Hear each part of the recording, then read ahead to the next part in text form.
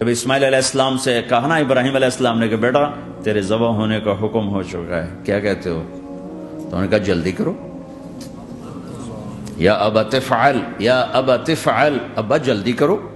تو ابراہیم سمجھے کہ شاید یہ پتہ نہیں چلا اسے، کہ بیٹا تمہیں خبر ہے میں کیا کہہ رہا ہوں؟ کہاں خبر ہے، بڑا اچھا سودا ہے،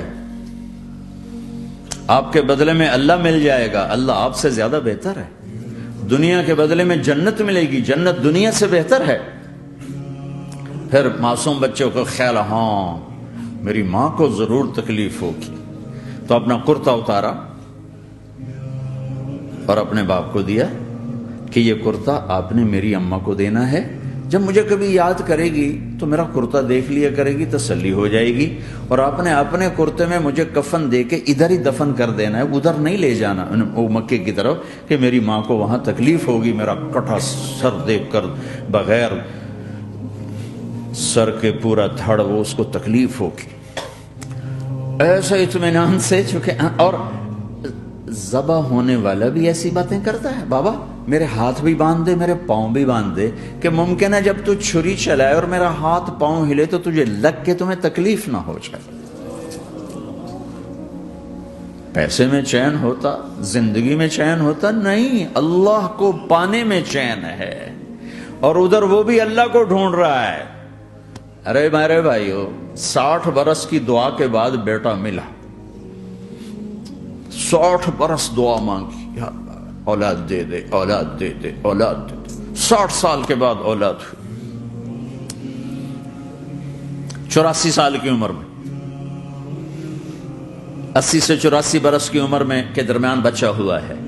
جب وہ 5 سے 10 سال کا ہوا ہے اور ابراہیم 90 کراس کر گئے، 90 کا بیریئر کراس کر گئے، جب مرغی کو ذبح کرتے بھی ہاتھ کانپیں، 90 برس 92 سال کا بڈھا تو مرغی نہیں ذبح کر سکتا، تو اس کو کہا جا رہا بچہ ذبح کر۔ مینا کے پہاڑ سخت تاری ہے، ہوائیں تھم چکی ہے، سورج مدہوش ہو رہا ہے، آسمان کے فرشتے ٹکٹکی باندھ رہے ہیں اور ان کے سانس اٹک رہے ہیں کہ یہ کیا ہو رہا ہے، کیا یہ بوڑھا کر جائے گا، کیا یہ اپنے بچے پر چھری چلا جائے گا؟ باندھ رہے ہیں ہاتھ اور پاؤں، اور پھر بچے نے کہا تھا مجھے الٹا لٹانا، سیدھا نہ لٹانا، کہیں تیری نظر پڑے میرے چہرے پر اور پھر تو رک جائے، نہیں نہیں نہیں، سیدھا الٹا۔ تلہ للجبین، اسماعیل کی وصیت کو قرآن نے بیان کیا، ماتھا ان کے گھٹنے کو ان کی کمر پہ رکھا اور ایسے سر کے بال پکڑے، ایک ہاتھ میں چھری، ایک ہاتھ میں سر کے بال، اور یوں آسمان کو دیکھا، یوں تھوڑا سا اوپر اٹھایا نا تاکہ نیچے سے چھری چلائے۔ وہ چھری چلا کے مطمئن ہے، وہ چھری چلوا کے مطمئن ہے، پتہ چلا کہ میری سوچ غلط ہے، کسی اور طرف سکون ہے، جہاں میں ڈھونڈ رہا ہوں وہاں نہیں ہے، اپنی مرضی پوری کرنے میں نہیں ہے، اللہ کی مرضی پوری کرنے میں ہے۔ یوں پکڑا، گھٹنا رکھا، یوں دیکھا، آسمان کو دیکھنا تھا کہ فرشتوں کی چیخیں نکل گئی، کہ اے اللہ، ہائے ہائے ہائے، کاش وہ مینا کے پہاڑ ہوتے جہاں یہ قصہ ہوا، اب تو حاجیوں کی وجہ سے انہیں توڑنا پڑا۔